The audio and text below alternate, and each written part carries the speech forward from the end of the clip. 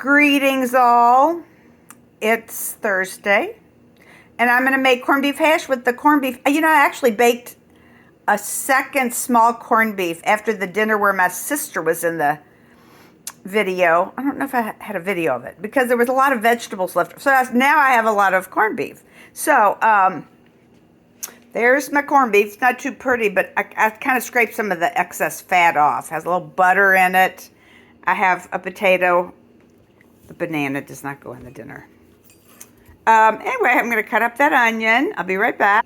And here I have what's going to be close to about 4 cups of cut up potatoes. Called for peeled russets. But I had these red potatoes left over from, I forget what I made with potatoes. I'll think about it.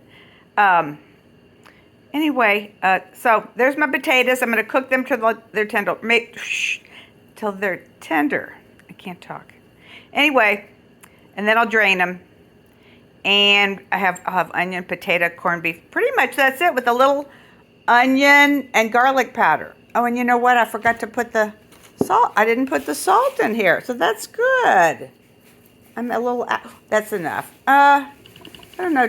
I have a recipe for French potato salad. And you put in 2 tablespoons of, I believe it is, of salt. And then after you drain the potatoes, they're just perfect. They're salty and everything.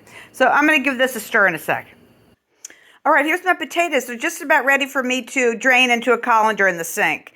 And I don't know if I mentioned, I think I'll put an egg on top of our servings of corned beef hash. I've got plenty of eggs for a change. So, and my water's very salty. I don't think I'll have to add any salt. We'll see how this is. Okay, got my new knife. I've got half the onion, kind of finely diced tonight, a little smaller than normal.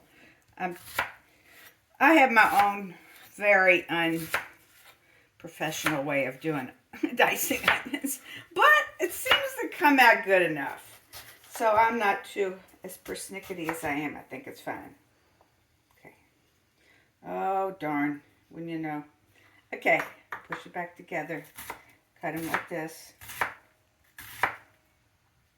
This one I have to hold because it fell apart.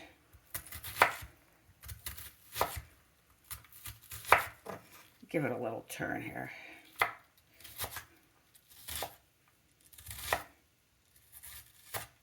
Okay, let's see if I can get this done. No injuries. Be careful. Okay, that's good enough for me. I think they're all in the diced department. Okay, we'll see you back here after I cut the corned beef up into little cubes, okay? Okay, I'm attempting to, I'd say chop this corned beef. And you can see the pinker one is the second one I did. And boy, it's nice and soft. Still nice and fresh and everything. You know, corned beef, it's corn. So I think it's sort of extra preserved a little bit. I didn't measure that, but I'd say that's about 2 cups. I'm going to cut, I may forego using this piece right here. That one looks good though. We'll cut up this one. This is leftover. Anyway, I'll be back at the stove probably. Okay, here we go. Turned off. Well, we're not quite at the stove. Here's my potatoes that are, I think, pretty much fork tender. I drained them. There's my onion, finely diced. There's my close to 4 cups of corned beef. And I had close to 4 cups of potatoes. So I really will see it next time by the skillet. Okay. Here's my carbon steel pan with 4 tablespoons of unsalted butter, and it's just perfect.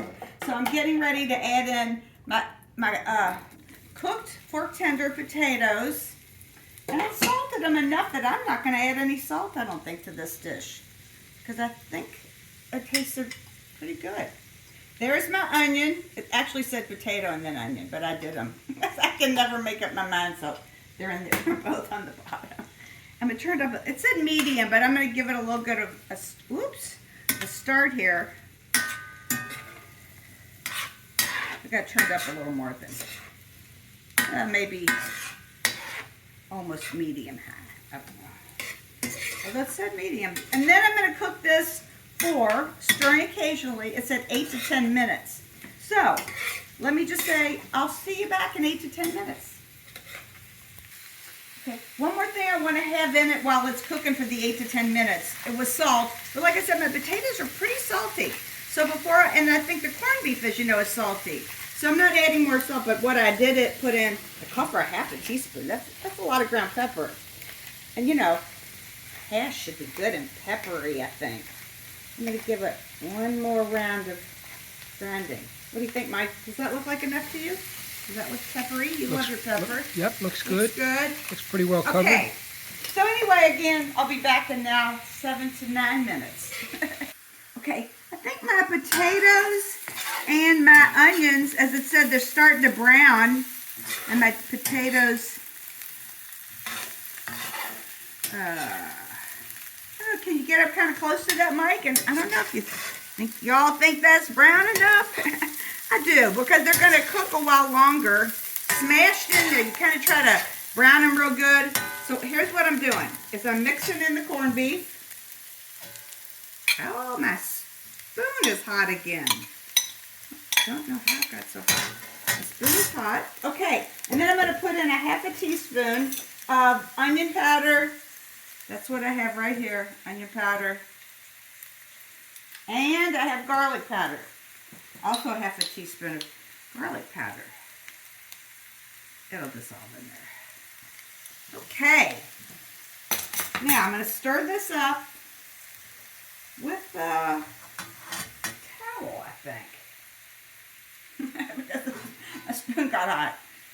Whoa. Maybe not a towel. Gonna stir this up real good.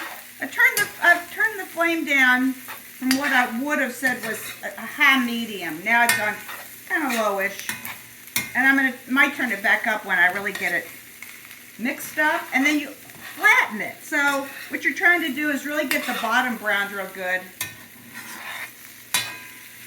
First, I just want to get it evenly stirred up. So that it's all nicely, evenly mixed. A little, stuff like that. That potato's big. I will cut that in half. Anyway, so now what I'm going to do is press this mixture flat. I'm going to double check I have everything in there. I know that at some point I'm going to put in 2 more tablespoons of butter that's over there.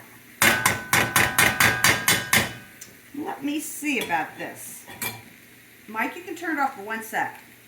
Okay, so in the instructions it says smash it down so it's nice and making all kinds of contact with the bottom of the skillet. And this pan is, I gotta say, it holds a lot of heat. I have to say the first few times I used it, I kind of burned a few things. So it's good and hot. Anyway, this little gizmo I have right here, I don't have a lot of muscle, but what this thing is called is I think it's a fish press, and it came from New Zealand? Australia? Do you remember? Yes, Which? Australia, yes. Well, which one was it? New Zealand or Australia, I asked. Oh, anyway. I think it was New Zealand. Okay, I can't quite remember. Anyway, we call it, I got the idea from Sola El Wally and Carla Lally Music. They both have them and love theirs. Anyway, they call it, Carla Lally Music calls this thing her Pushy Downy, and Sola calls it her Smusher. So I usually call it my Pushy Downy also. I don't know, Mike could probably get a little more elbow grease in there, really get it smashed down good. I'll give it a push if you want. Okay, well, we'll see. Maybe I'll film him doing it. Okay. There's Mike putting a little bit of effort into pushing it down. He certainly getting a little sizzle. Stronger than, oh good. I hear it. He's doing much better than me because one, he's taller and stronger. So anyway, after this cooks on this side for, I forget, 3 to 5 minutes, I think, we're going to sort of, not exactly flip the whole thing over, but turn the whole thing over and also press it down again to get the bottom real good and brown. The recipe said they flip theirs 3 times or something. So anyway, after I get this done, I'm going to cook us an egg in some form, which is not, well, we'll see if I'm going to make a poached egg or maybe just a fried egg. We'll see. Okay, it looks like it's getting getting brown on the bottom. The thing is, if it's not as brown as you like, oh yeah, it's very dark. This pan, I have to remember, this pan is very, I'm glad I flipped it. Kind of darkened enough, but good. Look at that. Like I said, the writer of the recipe said she flipped hers 3 times or something. But this looks like, I won't have to do that. But we're going to get the dark part on the top. And we're going to get it all stirred up again. And I'm going to add the last 2 tablespoons of the butter at this point. And we're going to do the smash down thing again. Now, we'll decide if the pushy downy is better than the fish spatula or the spoon. But we will decide and let you know. Anyway, we'll see you back with the smush down. Looking pretty good here. Looking pretty good. But might give it a real good smash for me. Okay, well, my corned beef hash is turned over, and I don't think I'll flip it again because this pan does get it nice and dark in the middle at least. And it's crunchy, I tasted it. I'm going to make us some fried eggs. I'm a little egg challenged. I just want to say, peeling hard-boiled eggs and cooking nice runny yolks. I never do it. It's so good. We'll see if I can do it today. We want a runny yolk, of course. The only thing I can do well is make egg salad. Egg salad, I got that down. But some of my other egg things, after a million years, we'll see how it goes. Okay. I'm going to cook 3 eggs. 2 for Mike, 1 for me.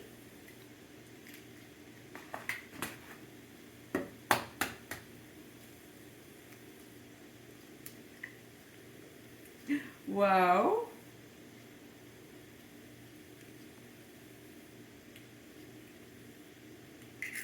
Two and 3. Well, that's a big old egg. Okay. 1, 2, 3. Oh, that was a big egg. Now, my favorite thing for eggs is this spice blend called Spike. I've been using it since the 70s, and I just love it. It's just a bunch of salty spices and things. And it's super good on eggs and avocados, and that's what is my favorite sandwich. Is it? I might have mentioned this before. Egg salad and avocado sandwich with red onions and sprouts. Anyway, a little more heat on my egg. Hands are a little icky.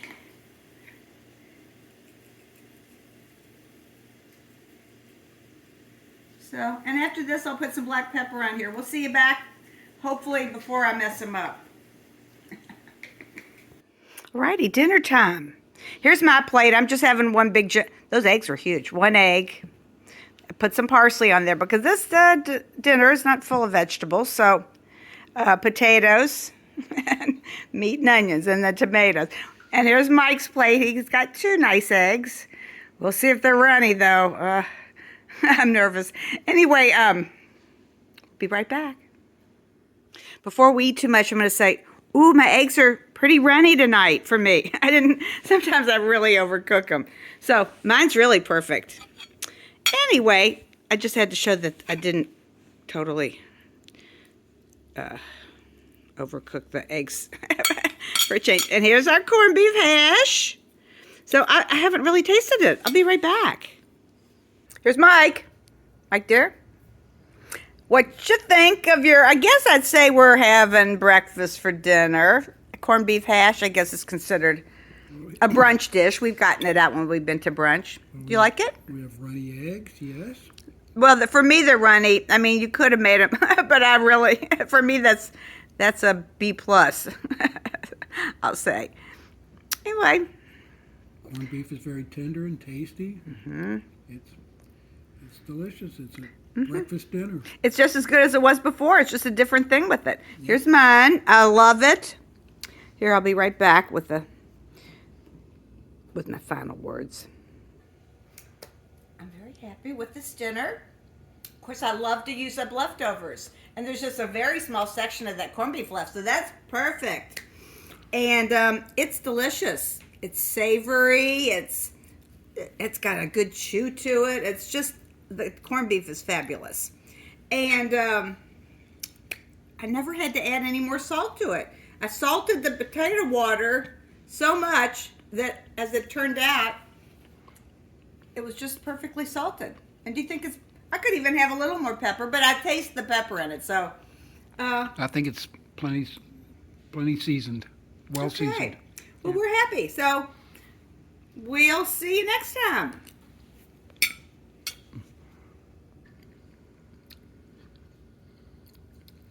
So the